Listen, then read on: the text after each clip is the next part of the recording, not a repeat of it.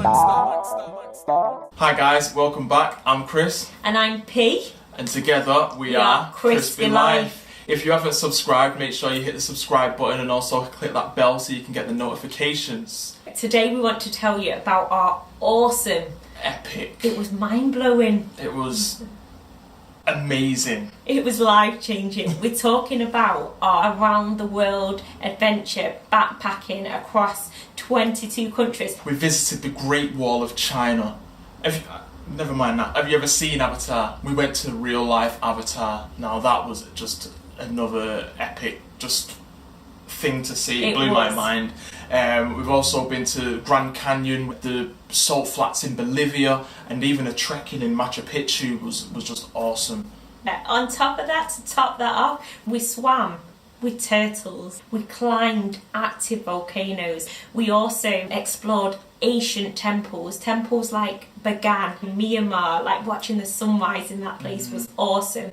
We actually visited the Taj Mahal in India. Yeah, we covered a lot, and a lot of the world wonders, like from the natural to the ancient to the modern. In order to travel the world, we just packed up, sold off all our things and left. Up and left. That's pretty much it. Just up and left, just sold everything, said bye to friends and family and just went for it. We started off in Japan, and Japan's always been for me a place that has just intrigued me just from the beginning, from the ninjas and samurai to the gaming consoles like Sega Mega Drive and Super Mario, and I was just like, this is perfect place for me to start. Then we went to all the usual spots in Southeast Asia, including the Philippines, which was just beautiful. We went to lots of spectacular islands, spectacular white sanded beaches with amazing clear water. Southeast Asia was awesome. Left Southeast Asia, went to China. Yeah, went to China, and China was just one of those places that had intrigued us from our research before. The landscape of there is just breathtaking, it's stunning, and it's a place where obviously not many people speak English, so for us that's something that we had to figure out, but it was an enjoyable experience just trying to figure out how to get from A to B. And from China we went to India, another place where we experienced a big culture shock. After India we went to America for some normality. After America we went to South America, where we went on some epic trekking expeditions, and then after that we went to Central America, which was like a Latin vibe with a Caribbean twist, and the fusion of that is a place that we keep going to and wanting to go back to, because the music, the food, the culture, the vibe, it's just one of those places. So that took us to our final spot in Mexico before we travelled back home to England.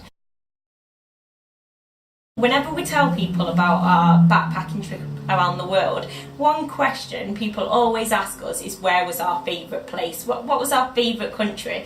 And for me, I would say my favourite country was Colombia. I fell in love with Colombia. It was such a diverse place. You had people of all different skin tones. You had lots of diverse music, from the more Latin to the Caribbean music that you could dance to. It had some amazing sights to see, some amazing beaches. Whoever talks about Colombian beaches, but we went to some awesome Colombian beaches. One thing that really stands out for me is just how friendly and welcoming the people were. Going to a country where it's supposed to be one of the most dangerous countries in the world, which turned out to be a country where people were extremely inviting and friendly. It was a place where I could picture myself living. Colombia was awesome. Colombia was definitely one of my favourite countries, and my favourite countries varies from week to week, but one that always sticks in my mind is China. China was an amazing place that, just like we say before, the landscapes, from the sand dunes to the mountain peaks, the snow-capped peaks that we seen and experienced, to the food. It was just, even just when we sat on the bus and you're just travelling and you're just looking out the window and you're just amazed by the landscape that you're passing by, and it was an endearing place with so much rich history that you just wanted to explore more, you wanted to go back to another place. So I'd definitely say China was one of my favourite places. Some of my favourite experiences, swam with dolphins. Now that was magical in the wild. I'm not talking about in an enclosed area of the sea, it was in the wild. Now that was amazing. Putting your head underwater with your snorkel gear on and seeing dolphins swimming underneath you and jumping up over the water, that was an experience that you could never ever take away. Like, I think I was crying along with like trying to drink the seawater, and yeah, it was really magical. One of the best activities that I really enjoyed was when we was in Colombia. There was just so many different kinds of activities that you could do there, and one was paragliding, like just straight off a cliff and just into the air. That was amazing. I really enjoyed that whole experience, and during that day we also did a bit of cave exploring, bit of spelunking, jumping into water from like a rock, which was really interesting. Yeah, that was something that we've not done before. Definitely, it took us a while to jump off the edge of the cliff. Yeah, I'm sure we might have some footage of that. We'll have to show them in the future. Yeah. For me, another amazing experience was just exploring ancient temples. That was just spectacular, and things like we went on a lifeboat in Kerala, India, where we watched the local culture pass us by. My favourite experiences also was learning to surf in Bali in Indonesia. That was just amazing. Do you call that surfing? That was surfing. I was catching some waves. Gnarly, dude. Chris was going round in the waves as opposed to like surfing the waves, but no, it was an experience. China was a huge culture shock. The fact, like Chris said earlier, they spoke no English. That was the first country that we encountered where absolutely no English was spoken. And not only is it just a different language where the pronunciation's really different, it's a tonal language. So, like, in order to say Zhang Jia Jie, you have to say Zhang Jia Jie.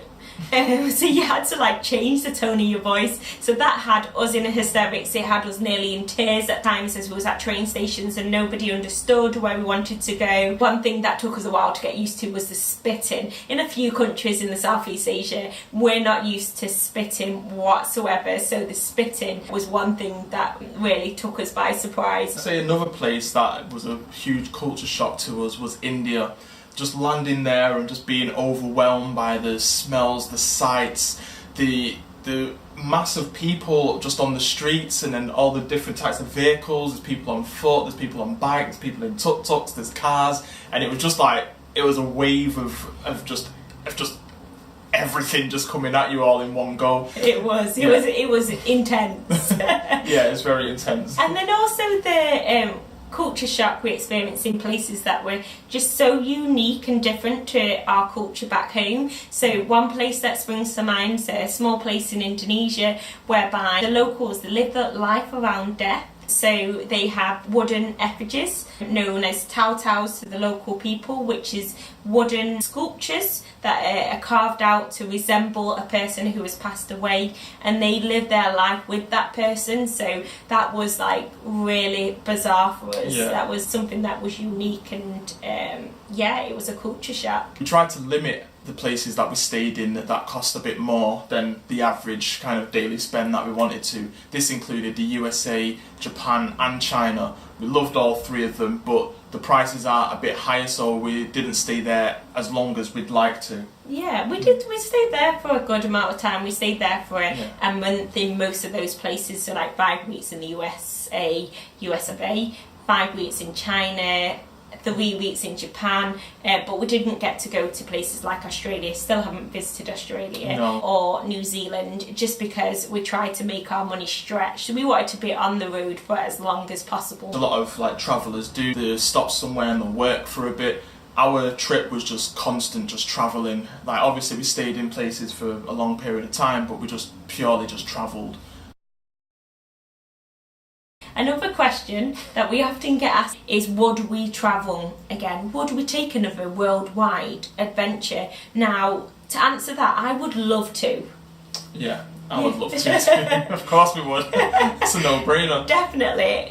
I do not regret the experience, the time that we took out of our careers, etc., the money that we spent travelling. If another opportunity came up, like, I would go. At this point, we don't have any immediate plans or anything to take a trip like that. However, for the summer, we have got a trip booked. We're not going to tell you where, but it will include lots of snorkeling in the ocean, snorkeling in caves, dancing the night away, eating amazing food, visiting some more ancient ruins, climbing ancient ruins as well. Yeah, drinking lots of cocktails. Yeah, so stay tuned to find out where we'll be going for that as well. And if you want to hear any more about, because we've got so much to tell you about our epic around the world adventure backpacking across 22 countries. If you want to hear more about those places, then stay tuned, because we've got a lot more to share with you. Yeah. So until then, like I said, make sure you hit that subscribe button and hit the bell so you get the notifications to come through. And we'll see you next time on Crispy Life. See you next time. Monster.